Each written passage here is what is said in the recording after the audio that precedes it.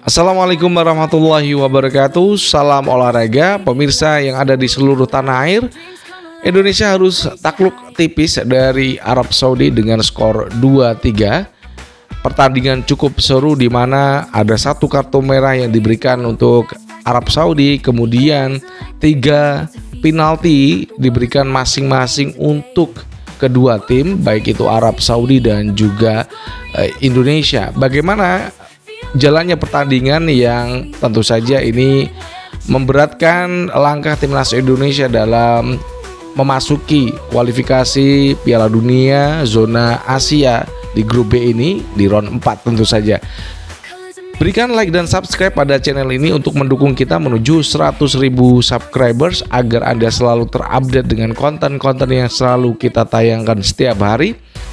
Kemudian juga berikan komentar dan saran di link komentar. Oke, Indonesia harus mengakui kekalahan dari Arab Saudi 2-3. Nah, bagaimana jalannya pertandingan? Di menit-menit babak pertama Indonesia bermain cukup bagus di 10 menit pertama, di mana kita juga menghasilkan tendangan bebas di mana Dean James yang mengeksekusi.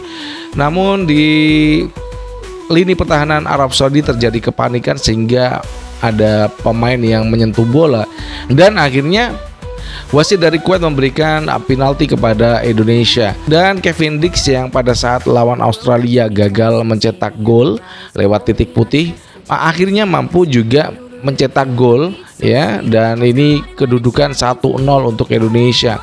Namun kelengahan Indonesia ya itu terjadi pada babak pertama ya, masih berjalan. Kemudian Arab Saudi juga meningkatkan serangan pada babak pertama ini untuk menyamakan kedudukan setelah mereka tertinggal 0-1 dari Indonesia.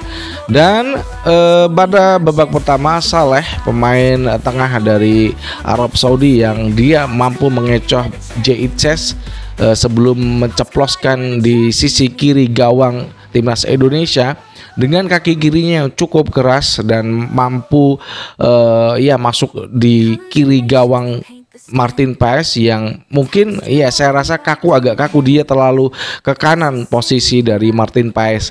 Kemudian Arab Saudi masih meningkatkan tempo serangan sehingga akhirnya masih dari babak pertama. Kemudian striker dari timnas Arab Saudi ini juga mampu memberikan tekanan Veras ya. Kemudian ada umpan dari sayap kanan kepada striker Arab Saudi ini. Sekali lagi ini ada kesalahan yang dilakukan Yaqub Sayuri. Yaqub Sayuri malah menarik kaos dari pemain Arab Saudi, Veras. Kemudian wasit dari Kuwait ini memberikan cek dari VAR dan akhirnya memberikan penalti kepada Arab Saudi. Dan Veras pun akhirnya mengambil eksekusi penalti itu dan berhasil menceploskan gawang ke gawang timnas Indonesia. Dan babak pertama ditutup dengan skor 2-1.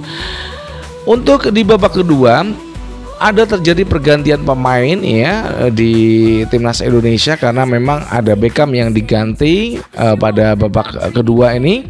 Beckham Putra diganti pada babak kedua, kemudian serangan dibangun oleh Elian Randers yang menggantikan Beckham dari sisi kiri cukup bagus. Namun pada menit berikutnya ya sebuah serangan yang cukup tak terduga karena ini kesalahan sekali lagi. Yaqub Sayuri bermain tidak bagus pada pertandingan saat menghadapi Arab Saudi. Apakah ini karena posisinya yang dia menghadapi pemain-pemain yang tinggi besar?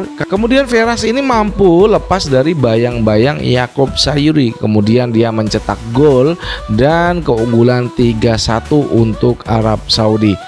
Nah, ini yang menyebabkan juga permainan cukup cepat karena timnas Indonesia juga karena merasa ketertinggal ya, dia meningkatkan tempo serangan namun masih tertutup dengan banyaknya pemain-pemain Arab Saudi di lini tengah. Kemudian oleh Romini dimasukkan menggantikan Ragnar Ulatmangun, sementara Miliano Jonathan digantikan oleh Tom Hee. Ini kali pertama di mana seorang Tom Hee bermain bersama dengan Mark Klok di tengah.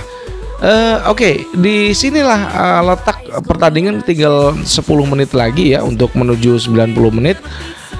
Sebuah kejadian yang cukup mengejutkan di lini pertahanan Arab Saudi, di mana umpan yang diberikan kepada Oli Romani yang siapa ini Oli Romani mengejar bola, kemudian back dari Arab Saudi ya sengaja menyentuh bola hingga bola itu keluar lapangan. Kemudian wasit kembali lagi cek VAR ya untuk ya mengetahui dari apa yang dilakukan oleh backs Arab Saudi. Ternyata memang keputusannya adalah penalti. Kemudian Kevin Dix kembali bersiap untuk menendang dari hukuman penalti yang diberikan wasit kepada Arab Saudi, dan Kevin Dix mampu memperkecil kedudukan menjadi 2-3. Serangan-serangan dibangun, kemudian serangan-serangan masih dibangun dari Yance Sayuri, saya rasa menggantikan Dean James, dan permainan Indonesia cukup hidup. Sayangnya Ricky Kambuaya sudah terlalu capek ya. Kita bisa saksikan bersama-sama di mana Eliano Renders, Tom Hey mampu melesakkan umpan-umpan yang cukup bagus yang kita tidak bisa lihat di babak pertama. Masih di menit tambahan ya, pemain Arab Saudi ini Kano yang baru dimasukkan dalam lemparan bola mati ya, lemparan ke dalam itu dia mengulur waktu sehingga wasit Kuwait ini memberikan kartu kuning. Kemudian Kano masih memprotes apa yang diberikan oleh wasit dari Kuwait ini, kemudian dia diberikan 2 kartu kuning sehingga dia mendapatkan kartu merah dari wasit. Pertandingan masih berjalan dan pada menit ke-100 akhirnya pertandingan ditiup oleh wasit. Kita akan membahas bagaimana kelemahan di babak pertama, apa yang dilakukan Patrick Kluivert tidak tepat ketika dia memasukkan Yacob Sayuri. Kemudian juga ada Beckham Putra, McClough juga banyak melakukan kesalahan di babak pertama. Itu yang saya catat ya, ada McClough, kemudian Beckham Putra dan Yacob Sayuri, karena gol yang dicetak oleh Arab Saudi itu andil besar dari 2 gol ini diambil besar dari seorang Yacob Sayuri. Yang pertama dia malah menarik kaos dari Veras, yang kedua dia tidak mampu mengejar Veras di sisi kanan pertahanan timnas Indonesia. Ini memang ya Yacob Sayuri seharusnya memang diganti Sandy Walsh dari babak kedua ya. Kalau saya merasa dari apa yang kita lihat pada pertandingan antara Indonesia melawan Arab Saudi, kemudian juga Beckham Putra yang diganti oleh Eliano Renders, kemudian juga McClough masih bermain ya, meskipun banyak kesalahan. Juga Joey Pelupesi yang namanya belum mendapatkan top form dalam permainan melawan Arab Saudi. Kemudian bagaimana langkah kita berikutnya setelah kita kalah dari Arab Saudi? Ini tentu cukup berat ya langkah kita untuk lolos secara langsung, tapi apapun bisa terjadi karena kita nanti akan menghadapi Irak pada pertandingan kedua, pertandingan terakhir. Mau nggak mau harus menang, nanti kita juga masih menunggu. Kalau kita menang lawan Irak, kemudian pada pertandingan terakhir Irak bisa mengalahkan Arab Saudi, ini tentu saja cukup seru, di mana akan ditentukan oleh head to head ya, bagaimana permainan ketiga tim ini dalam grup B ini. Apa yang sudah terjadi ya udah, ini memang pelajaran yang bisa dipetik oleh Patrick Kluivert dalam memasukkan pemain yang betul-betul siap untuk masuk.